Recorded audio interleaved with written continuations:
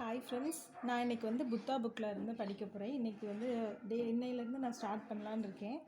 So இன்றைக்கி வந்து நான் பார்த்திங்கன்னா ஆல்ரெடி நான் மரபுத்தொடர் படித்தேன். அதுக்கப்புறம் நான் அதை வந்து விட்டுட்டேன், கண்டினியூ பண்ணவே இல்லை. ஸோ இப்போ நான் திரும்பவும் மரபுத்தொடரில் இருந்து அதை கண்டினியூ பண்ணலான்னு இருக்கேன். பேஜ் நம்பர் வந்து 676 இருந்து 731 வரை இருக்குது. ஸோ இதில் வந்து நான் ஆல்ரெடி வந்து 1 to 3 பேஜஸ் வந்து நான் கம்ப்ளீட் பண்ணியிருந்தேன். 4 பேஜஸ் வந்து நான் கம்ப்ளீட் பண்ணியிருந்தேன். ஸோ அதுக்கப்புறம் நான் 2 டேஸ் சாட்டர்டே சண்டே லீவில் நான் சுத்தமாக புக்கே தொடவே இல்லை. ரொம்ப பிஸியாக அவங்க இங்கேன்னு போக ஆரம்பிச்சனால ஸோ எதுவுமே படிக்கலை.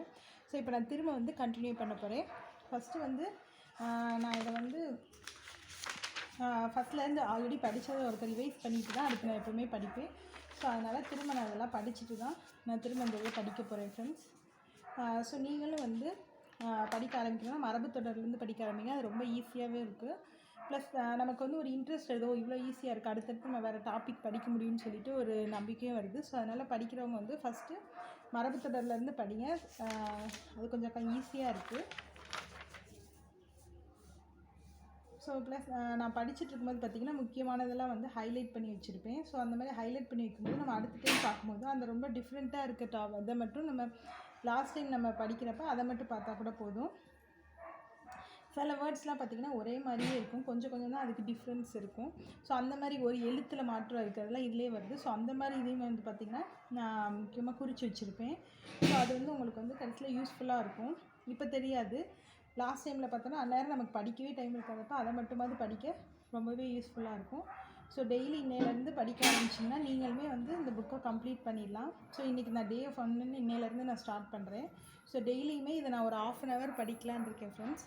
ஸோ நீங்களுமே வந்து இது படிச்சிங்கன்னா உங்களுக்கு வந்து எக்ஸாமுக்கு ஈஸியாகவே இருக்கும்.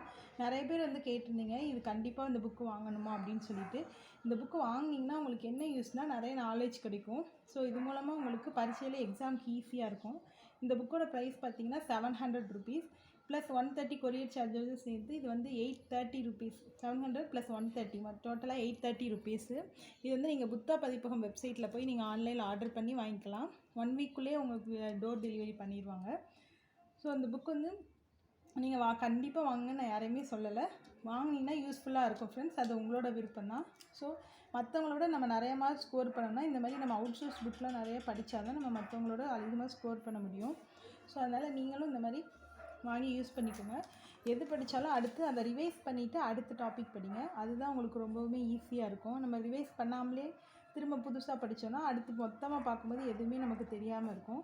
டெய்லி ஒரு 50 மரபு தொடர்கள்னாவது படிக்க ஆரம்பிங்க. ஸோ அந்த மாதிரி ஸ்டார்ட் பண்ணிங்கன்னா சீக்கிரமாகவே படித்து முடிச்சிடலாம். ஸோ நான் பார்த்திங்கன்னா அந்த மாதிரி தான் படிச்சுட்ருக்கேன். இன்றைக்கி தான் அதுவும் படித்து ஃப்ரைடே ஸ்டார்ட் பண்ணேன். அப்புறம் 2 days நான் விட்டுட்டேன். ஸோ இனிமேல் டெய்லி கன்சிஸ்டன்சியாக நான் படிக்கலான்னு இருக்கேன்.